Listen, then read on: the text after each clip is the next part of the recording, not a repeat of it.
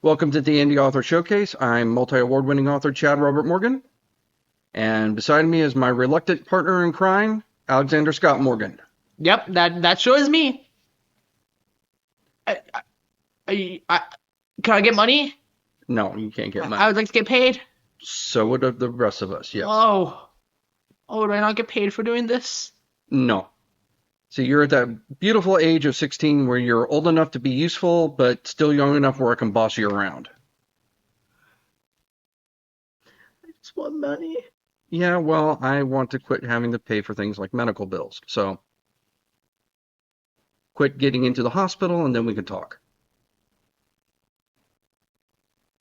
Okay, understood. Yes. I'll lock in. So each week, we try to review another book from another indie author. Now, the important part about our books that we review is that they are from an indie author. In other words, they are not from a major publisher. They're either self-published or they are from a small press, correct? Yeah, I think so. Okay. So, one of the things that about our review process is we don't actually do a review, right? We're not doing like out of 5 stars. We're not doing a thumbs up, thumbs down so much because reviews are very subjective, right? For example, one of the reviews we just had recently was um, we did Cynthia Diamond's Siren Song, right? That was a paranormal romance, and we're not really into paranormal romance. I like It, Twilight. you do not like I Twilight. love You Twilight. do not like Twilight. Have you not read? I actually own the Twilight fan Facebook group. I own that. That's Ah, me. It's me right there. so again, it was not really our forte. It's not our jam. So, but that doesn't mean it was a bad book, right? So we don't want to penalize books just because it's not our flavor, for lack of a better term, right? Hmm. So we do try to let you know what the book is about, what it's like. If there's a book that we think is just bad, and we have a book actually we try to read, and we both agree this is just a bad book. I thought it was great. You did not. I did not. You did not. You couldn't stand the thing. I I, couldn't stand the thing. I was reading it because I thought you liked it. And I was like, oh God. And I'm like, painfully reading this. I'm like, oh my God. And I was like, you like this? And you're like, no. I was like, oh, thank God. And I put it back and everything like that. So, if we really don't like the book, if neither one of us likes the book, we won't bring it on the show, right? Because the goal is not to pan books, right? The goal is to uplift other indie authors, not to put anybody down, right? hmm So, um, if it's not our flavor, that's a different thing, right? So we do try to just let you know what the book is about, um, and just see if it's in your jam. Because we had that at WonderCon, right? Where we had very different types of authors, all writing different types of books. Do you got an ant in your pant or something? No, Do you got to go pee or something? no. There's an itch on my leg. There's an itch in your leg? There's an itch on my leg. Is there a bug crawling up your pants? I'm itching my leg. You're itching your leg? I'm itching my leg. Let me itch. Because you're making the weirdest damn faces right now. I am? Uh-huh. Me making weird faces? I would never. That's not like me. Anyway, the point being is that our reviews are not meant to, The grade.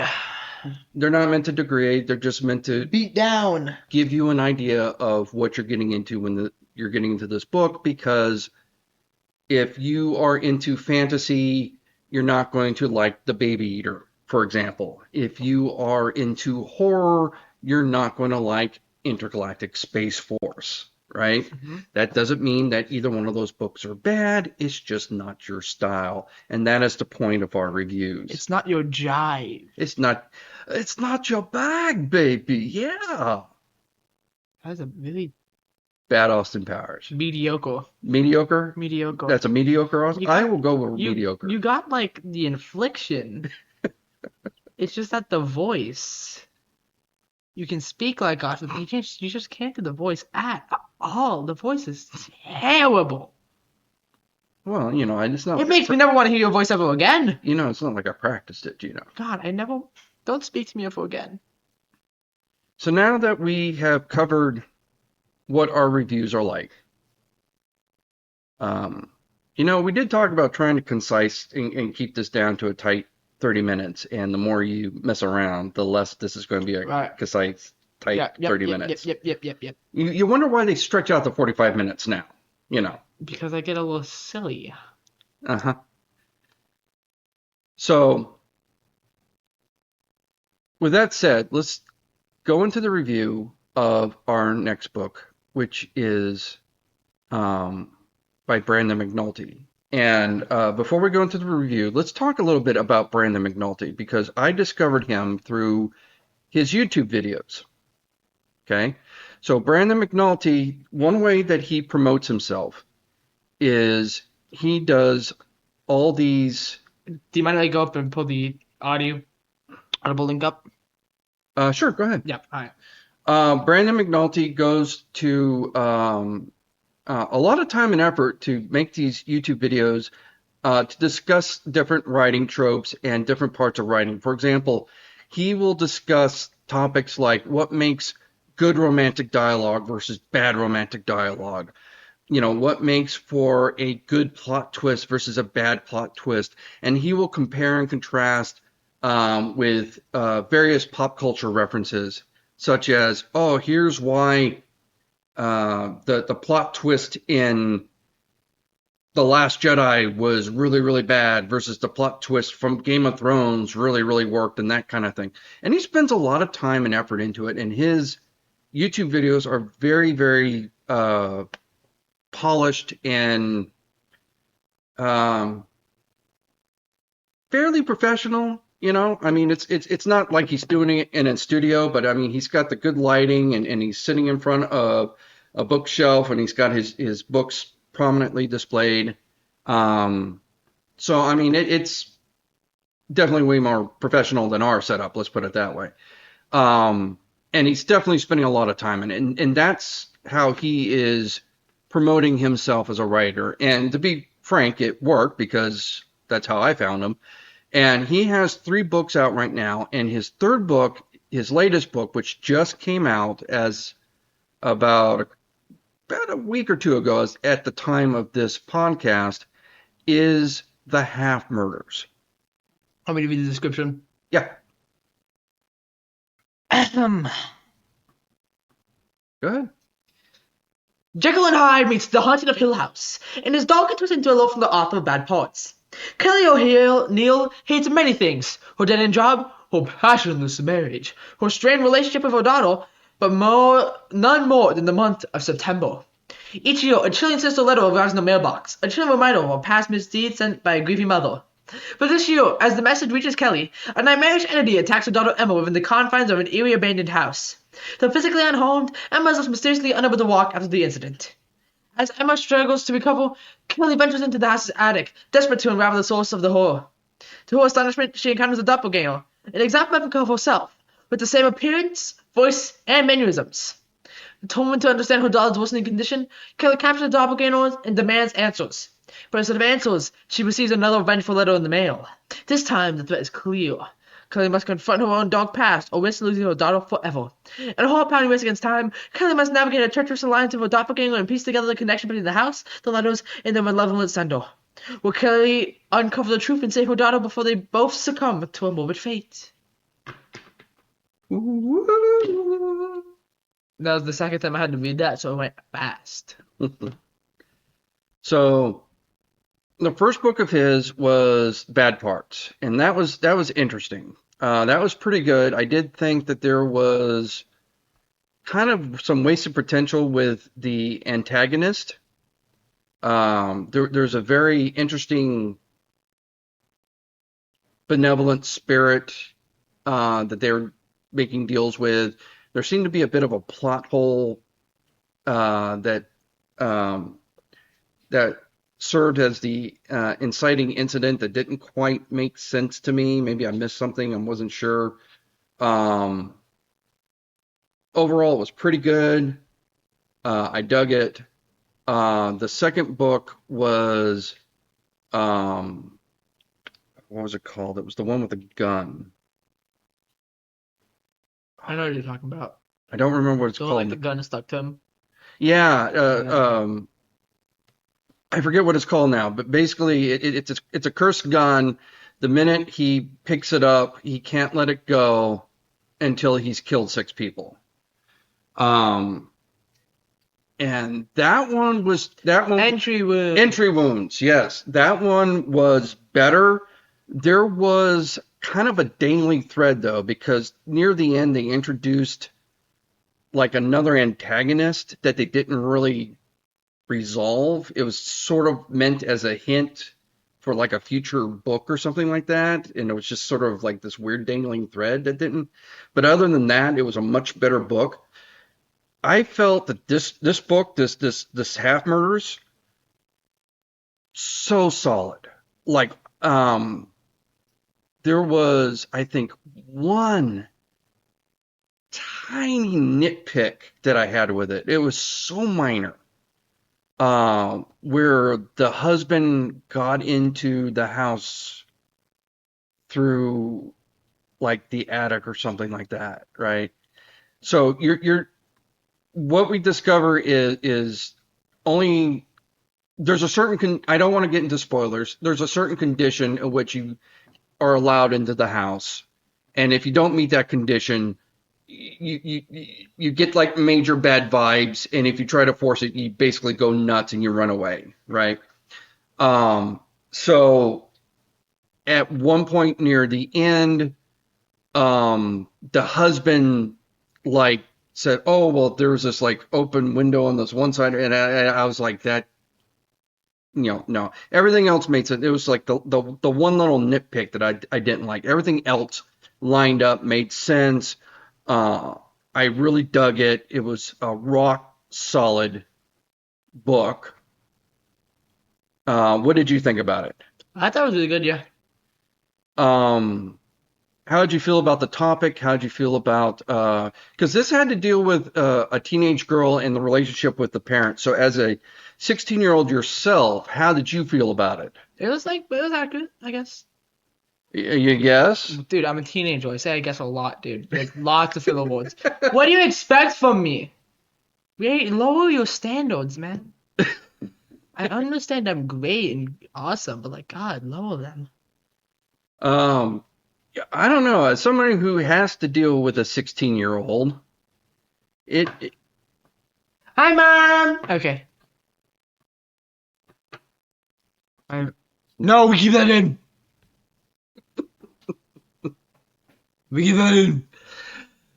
so as a parent who has to deal with a 16-year-old, Um,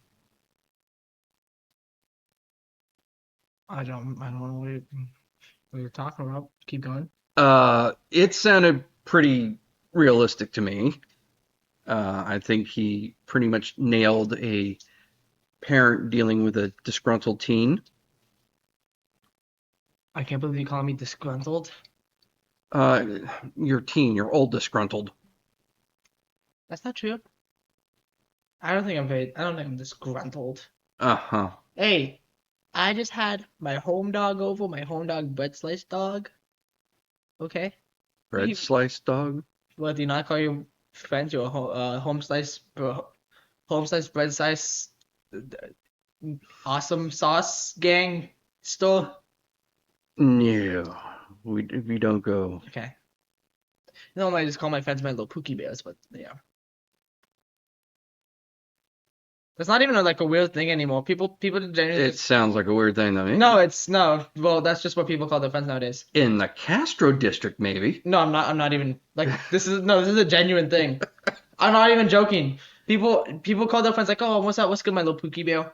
And then you're like, Nothing weird with that." Okay. It's not weird. People genuinely just call it. I bet if I told my friend right now and I'm like, "What's up, Pookie Bear?" he'd say it back. Want to bet? I'd rather not do that in the middle of the podcast. Thank you very much. I'm telling you, he'd say it back. If I walked up to him and said, "Hey, what's good, Pookie?" He'd be like, "Yeah, I don't have much, Pookie Bear," and I'm like, "Ah, thanks, bro." This podcast brought to you by Awkward Conversations with Your Child. It's not awkward for me. I don't feel awkward anymore. Right. Yeah, I'll remember that next time I talk about having sex with your mother. Anyway. It doesn't faze me anymore. Yeah, right. Anyway. You've conditioned me.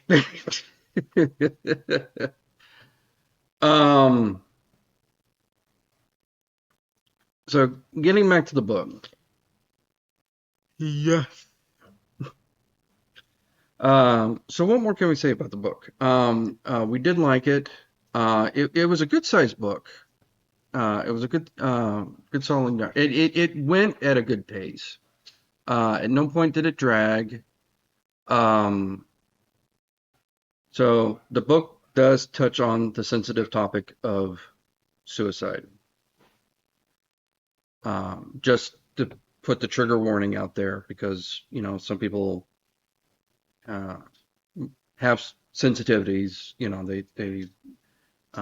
They might have had experiences like that or know somebody that has experiences like that and might be sensitive to the topic. So just as a warning, I don't think it was treated lightly. I don't think it was treated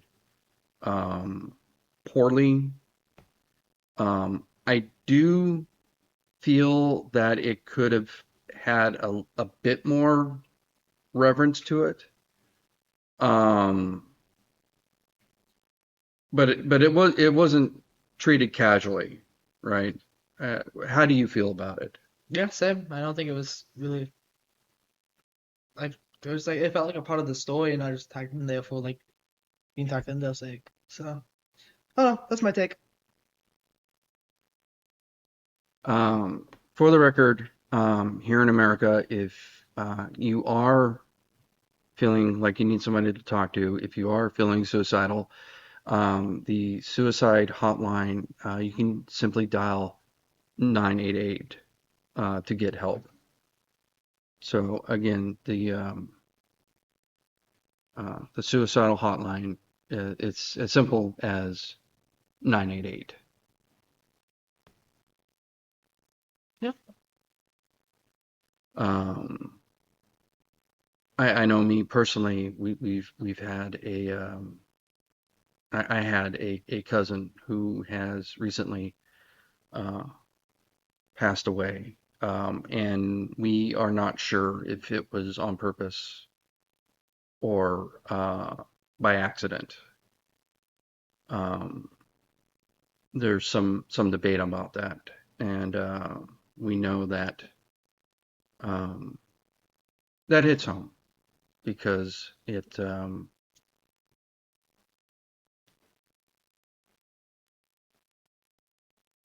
the people that get left behind, the people that leave have no idea how much they are missed when they are by those that are left behind. Um, I know when Rick passed, um, your great uncle Russ and Matthew uh, mourned him greatly. Uh, so it is something that unfortunately we here have had some experience with. And on a much brighter note, because I'm this topic shift real quick. This is getting a little depressing for a funny indie author podcast. Let's just over to ending. Okay, so we'll wrap it up like we do every podcast. Let's start by saying where can our Shopspectator.com. well, let's start by talking about the conventions. Where can they find us next? Monsterpalooza. No, that's not the next Son one. of Monsterpalooza. No, that's not the next one. Son of Keep It Real. That's not even a thing. Super Spook Brothers. Now you're just making shit up.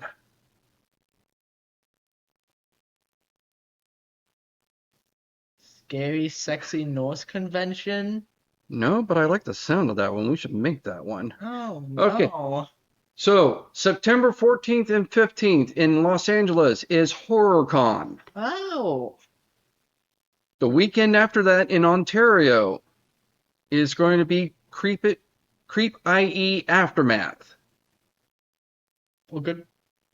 And then in October, we will be at Son of Monsterpalooza. Son of Masterpalooza? Son of Monsterpalooza, that's right. Monsterpalooza comes back from the dead. Well, Wouldn't it be more like you had a child, like you gave birth? it's like Son of Monsterpalooza, you know, like Frankenstein, then you have Son of Frankenstein, Son Dracula, of Son of Frankenstein was Dracula. a different individual. It's a monster thing. What do you want me to do? But they weren't the same guy. They didn't come back from the dead. Dude, It's a these thing. are Just go with these it. are like your things, man. Just go If with anyone it. should know about this, it would be you, man. Just go with I'm it. kind of disappointed. Just go with it. I am putting on my biggest frowny face right now. So where can they find our stuff? ShopFactories.com. Can you say it in a way that people can understand? If you want to find us at shopspectralink.com.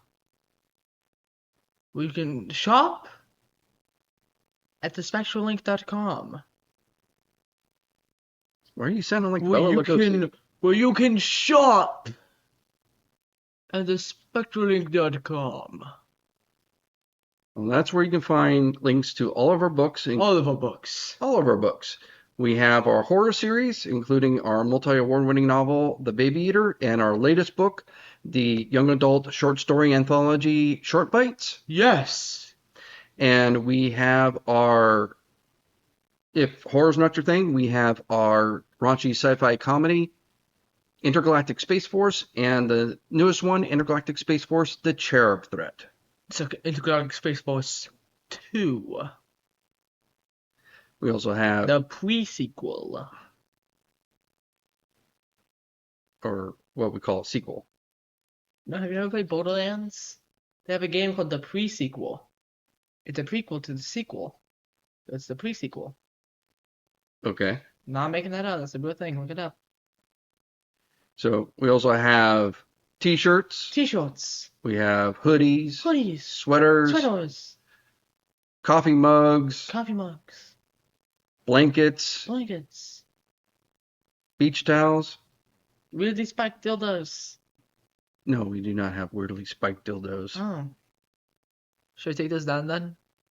Yeah. Should I take them out the shop? We do not have weirdly spiked dildos. Okay, I should take those off the shop. We do not have them on the shop. Well, I mean, not before I put them up. Oops.